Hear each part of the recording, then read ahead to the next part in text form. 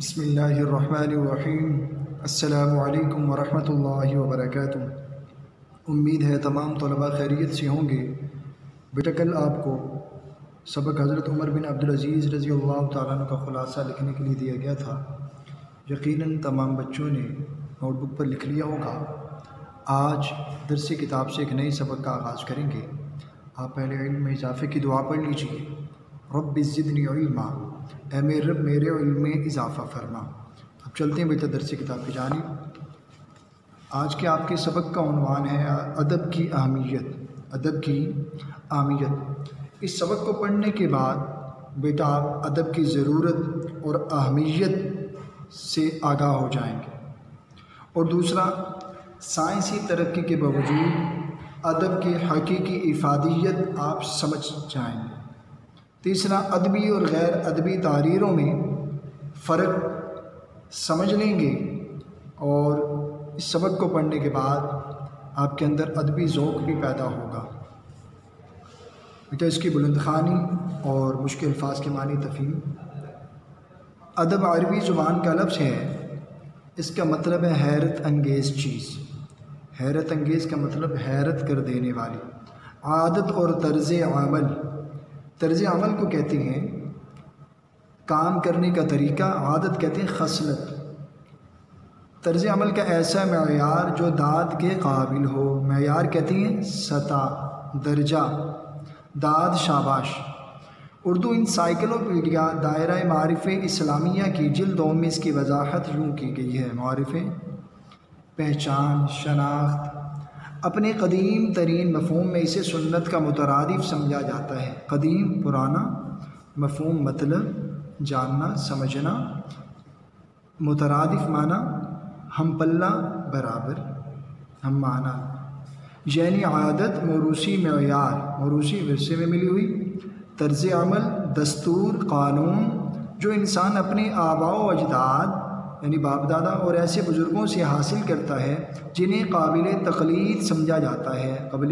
قابل تقلید کا مطلب پیروی کے قابل۔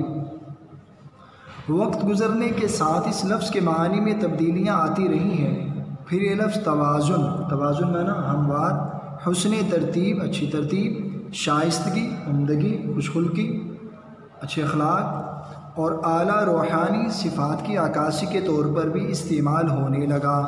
صفات معنی خوبیاں، عکاسی معنی تصویر کشی کرنا۔ بنو امیہ کے دور میں یہ لفظ شاعری اور علمی و ادبی تحریروں کے لیے رائج ہو گیا۔ رائج معنی استعمال ہونا۔ عباسی دور، دور معنی زمانہ۔ عباسی دور میں ادب کو تہذیب اور شہری زندگی کی شائستگی کے لیے استعمال کیا گیا۔ پہلی صدی ہجری میں ادب کو درجہ بالا یعنی اوپر معنی کے ساتھ، درجہ بالا معنی کے ساتھ علم کے لیے بھی برتا جانے لگا۔ برتا جانے کا مطلب استعمال ہونے لگا۔ بیٹا آپ نے صفحہ نمبر 85 پر پڑھا کہ ادب کس زبان کا لفظ ہے، اس کا مطلب کیا ہے۔ انسائیکلوپیڈیا دائرہ معارف اسلامیہ کی جلد 2 میں اس کی وضاحت کس انداز میں کی گئی ہے۔ پھر وقت گزرنے کے ساتھ ساتھ اس لفظ کے معنی میں تبدیلیاں آتی رہیں۔ پہلے لفظ توازن، حسن ترتیب، شائستگی، خوش خلقی اور اعلیٰ روحانی صفات کی عکاسی کے طور پہ استعمال ہونے لگا۔ بنو امیہ کے دور میں یہ لفظ علمی شاعری، علمی ادبی تحریروں کے لیے رائج۔ عباسی دور میں ادب کو تہذیب اور شہری زندگی کی شائستگی میں استعمال کیا جانے لگا۔ پہلی صدی ہجری میں ادب کو درجہ بالا معنی کے ساتھ علم کے لیے بھی برتا جانے لگا۔ اب چلتے ہیں بیٹا صفحہ نمبر 86 کی جانب۔ لفظ ادب 2 معنوں میں استعمال ہوتا ہے۔ ایک معنی میں یہ لفظ دوسروں کی عزت تکریم، احترام کے لیے استعمال ہوتا ہے، یعنی رسپیکٹ کہتے ہیں، بادب بانصیب۔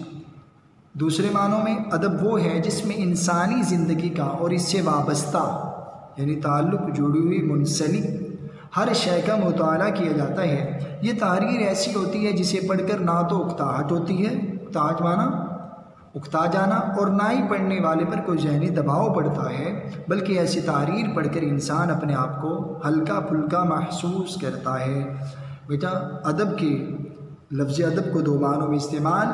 ایک معنی عزت تکریم، انگلش میں رسپیکٹ، اور دوسرے معنوں میں ادب کہ انسانی زندگی اور اس سے وابستہ شے کا مطالعہ، یعنی ایسی تحریر ہے جسے پڑھ کر نہ تو اکتاہٹ محسوس، نہ پڑھنے والے کے ذہن پر پڑھنے والے پر کوئی ذہنی دباؤ۔ ادب لٹریچر تخلیقی زبان سے وجود میں آتا ہے اور اس کے لیے زبان پر عبور ہونا لازم۔ عبور معنی دسترس، مہارت۔ یہ بات بھی یاد رکھی جائے کہ ادب دنیا کی ہر زبان میں تخلیق ہوتا ہے۔ عربی، فارسی، چینی، جرمن، انگریزی، پنجابی، سندھی، بلوچی، پشتو، براہوی، غیر دنیا کی ہر زبان میں ادب موجود ہوتا ہے۔ ادب تخلیقی زبان سے وجود میں آتا ہے اور اس کے لیے ہر زبان پر مہارت ہونا لازم، اور یہ بات یاد رکھی جائے کہ ادب دنیا کی ہر زبان میں تخلیق پاتا ہے۔ زبان جی ہر لکھی ہوئی چیز کو متن کہا جاتا ہے۔ متن کو انگلش میں ٹیکسٹ کہتے ہیں۔ تاہم ہر لکھی ہوئی تحریر ادب نہیں کہلاتی۔ کچھ تحریریں ادبی ہوتی ہیں، کچھ غیر ادبی۔ سائنسی، جغرافیائی، نفسیاتی، معاشرتی تحریریں، اخباری خبریں، صحافتی کالم یعنی اخبار میں لکھی ہوئی تحریر غیر ادبی تحریروں میں شمار ہوتے ہیں، جبکہ ادبی تحریر وہ ہوتی ہے جس میں حقائق کے ساتھ ساتھ جذبات و احساسات، یہ قواعد کے روح سے مرکب بھی ہے، اور جمع جذبات، جذبہ کی جمع، احساسات، احساس کی جمع۔ باہمی ملاپ، ملاپ معنی میل جول، باہمی آپس میں باہمی ملاپ ہو۔ انگریزی میں ادب کو لٹریچر کہا جاتا ہے۔ جب آپ نے اس پیراگراف میں پڑھا کہ ہر لکھی ہوئی چیز کو متن، اور یہ بھی ذہن میں رکھیے ہر لکھی ہوئی تحریر ادب نہیں کہلاتی۔ کچھ تحریریں ادبی اور کچھ غیر ادبی ہوتی ہیں۔ انگریزی میں ادب کو لٹریچر کہتے ہیں۔ ادب کی دو اقسام بنیادی حیثیت کے حامل ہیں، شاعری اور نثر۔ شاعری کی ضمنی اقسام، نظم ضمنی کہتے ہیں دوسرے درجے کی، غزل، قصیدہ۔ قصیدہ کہتے ہیں کسی کی تعریف میں لکھی گئی نظم۔ مرثیہ کہتے ہیں کوئی فوت ہو گیا ہو، کسی کی وفات پر لکھی گئی نظم، اور رباعی وغیرہ ہیں، جبکہ نثر میں افسانہ، کہانی، ناول، ڈرامہ، مضمون، آپ بیتی اور سفرنامہ وغیرہ شامل ہوتے ہیں۔ ادب کا بنیادی مقصد انسانوں کو ذہنی طور پر آسودگی اور خوشی فراہم کرنا ہوتا ہے۔ خوشی، آسودگی معنی خوشحالی، خوشی۔ ایک ادیب یا شاعر کا کام یہ ہوتا ہے کہ وہ روزمرہ زندگی میں پیش آنے والے واقعات کو اپنی تحریروں کے ذریعے سے محفوظ کرے اور معاشرے کی صورتحال کو اپنے انداز میں بیان کرے۔ بیٹا آپ نے اس پیراگراف میں پڑھا ادب کی بنیادی دو قسم کی حیثیتیں ہیں، ٹھیک ہے، ایک شاعری اور نثر۔ شاعری کی ضمنی اقسام آپ نے پڑھی، نظم، غزل، قصیدہ، مرثیہ، رباعی وغیرہ، جبکہ نثر میں افسانہ، کہانی، ناول وغیرہ۔ اور یہ بھی ذہن میں رکھیے ادب کا بنیادی مقصد ذہنی طور پر خوشی فراہم کرنا۔ ایک ادیب یا شاعر کا کام یہ ہے کہ وہ روزمرہ زندگی میں پیش آنے واقعات کو اپنی تحریروں کے ذریعے سے محفوظ کرے اور معاشرے میں اپنے مخصوص انداز میں بیان کرے۔ ادب دراصل معاشرے کا آئینہ ہوتا ہے۔ معاشرے میں جو کچھ ہو رہا ہوتا ہے ادب اسے مختلف اصناف، قواعد کے روح سے جمع واحد، صنف بمعنی قسم، جنس۔ ادب اسے مختلف اصناف کے ذریعے سے ہمارے سامنے لاتا ہے، جس سے معاشرے کا اصل چہرہ اور حقائق ہمارے سامنے منکشف ہوتے ہیں۔ منکشف معنی ظاہر ہوتے ہیں۔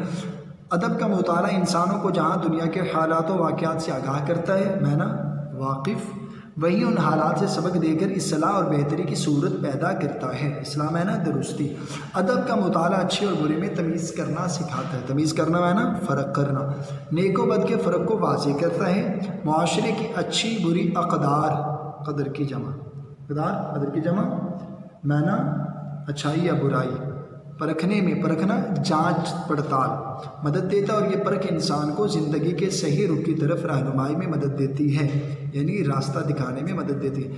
بیٹا آپ نے پڑھا دو پیراگراف، ادب معاشرے کا آئینہ، معاشرے میں جو کچھ ہوتا ہے ادب مختلف قسموں کے ذریعے سامنے لاتا ہے، جس سے معاشرے کا اصل چہرہ ہمارے سامنے ظاہر ہو جاتا ہے۔ ادب کا مطالعہ انسان کو جہاں دنیا کے واقعات کے بارے میں آگاہ کرتا ہے، وہیں ان سے سبق بھی دے رہا ہوتا ہے اور اس کی بہتر درست کی صورت بھی پیدا کر کے بتاتا ہے۔ ادب کا مطالعہ اچھے اور برے میں فرق، نیک و بد میں فرق، معاشرے کی اچھی بری اقدار کو جانچ پڑتال کرنے میں مدد دیتا ہے۔ صفحہ نمبر 87 بیٹا سائنسی علوم میں بنیادی مقصد نئی نئی ایجادات اور دریافتیں ہیں۔ ایجادات، دریافتیں، مترادف ایجادات، نئی چیزیں جن کے ذریعے سے دنیا کو ترقی کی راہ پر گامزن کرنے اور زندگی گزارنے کے نت نئے وسائل مہیا کیے جاتے ہیں۔ گامزن کرنا، چلانا، وسائل، وسیلہ کی جمع، مہیا، دستیاب، میسر۔ سائنسی علوم انسان کو روزمرہ زندگی گزارنے کے آداب اور طریقوں سے آگاہ نہیں کرتے کیونکہ یہ ان کے دائرہ کار سے باہر ہیں۔ دائرہ کار کام کرنے کی حد، یہ کام ادب کرتا ہے اور انسانوں کو روزمرہ زندگی گزارنے کے آداب سے آشنا کرتا ہے۔ واقف شناسا، ادب کی افادیت و اہمیت اس سے بھی ظاہر ہے کہ تھکے ماندہ ذہنوں کو اس کے مطالعہ سے فرحت و شادمانی میسر آتی ہے۔ فرحت، تازگی، شادمانی، خوشی میسر حاصل ہونا، اور انسان ادب کے مطالعے کے بعد پھر سے تازہ دم ہو کر چاق و چوبند، چست اور امور زندگی یعنی دنیا کا نپٹانے کے قابل ہو جاتا ہے۔ بیٹا آپ نے اس پیراگراف میں پڑھا، سائنسی علوم میں بنیادی مقصد نئی نئی ایجادات دریافتیں ہیں جن کے ذریعے سے دنیا کو ترقی کی راہ پر گامزن کرنا ہے۔ سائنسی علوم انسانوں کو روزمرہ زندگی گزارنے کے آداب و طریقوں سے آگاہ نہیں کیونکہ ان کے دائرے سے باہر، بلکہ یہ کام ادب کرتا ہے۔ روزمرہ زندگی گزارنے کے آداب سے آشنا، ادب کی افادیت و اہمیت اس بات سے بھی ظاہر ہے، تھکے ماندہ ذہنوں کو اس کے مطالعے سے راحت ملتی ہے، تازگی ملتی ہے، خوشی ملتی ہے، اور انسان پھر ادب کے مطالعہ سے تازہ دم ہو کر دنیا کے کام نپٹانے کے قابل ہو جاتا ہے۔ ادب انسانی معاشرے میں بہترین اقدار کی پاسداری کی ضمانت ہے۔ پاسداری معنی حفاظت، طرفداری، ٹھیک ہے، حمایت۔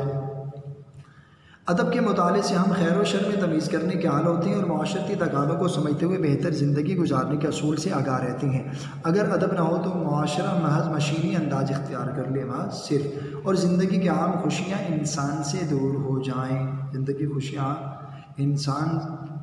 کی عام خوشیاں انسان سے کیا ہو جائیں؟ بجا دور۔ علامہ اقبال نے اسی حوالے سے ایک شعر کہا ہے، دل کے لیے موت مشینوں کی حکومت، ہے دل کے لیے موت مشینوں کی حکومت، احساس مروت کو کچل دیتے ہیں آلات، احساس مروت کو کچل دیتے ہیں آلات، یعنی احساس کرنا، محسوس ہونا، مروت بھلائی، کچل دینا، رون ڈالنا، آلات، آلہ کی جمع اوزار، یعنی بھلائی کے احساس کو یہ اوزار پاؤں تلے رون ڈالتے ہیں۔ ادب انسانی معاشرے کو انسانیت سے نزدیک تر رکھتا ہے، معاشرے اور انسانی زندگی کے باقی اور سلامت رہنے کا ضامن ہے۔ اگر انسانی معاشرہ ادب سے روگردانی اختیار کرے گا، گردانی کا مطلب منہ موڑے گا، تو انسان کے لیے اس دنیا میں سکون سے زندگی بسر کرنا دشوار ہو جائے گا۔ دشوار معنی مشکل۔ بیٹا آپ نے آخر میں پڑھا کہ ادب انسانی معاشرے کو انسانیت سے قریب تر اور معاشرے اور انسانی زندگی کے باقی اور سلامت رہنے کا ضامن، جو بھی اس ادب سے منہ پھیرے گا تو اس انسان کا دنیا میں سکون سے زندگی بسر کرنا مشکل ہوگا۔ بیٹا یہ تھی سبق ادب کی اہمیت کی بلند خوانی، مشکل الفاظ کے معنی اور تفہیم۔ آپ ڈائری نوٹ کر لیجئے۔ 1 ستمبر بروز منگل، سبق ادب کی اہمیت کے الفاظ معنی لکھیں، یاد کریں یہ الفاظ معنی، مشکل الفاظ کے معنی۔ اب مشکل الفاظ خط کشیدہ آپ کو کروا دیے گئے ہیں، ان کے معنی بھی آپ کو بتا دیے گئے ہیں۔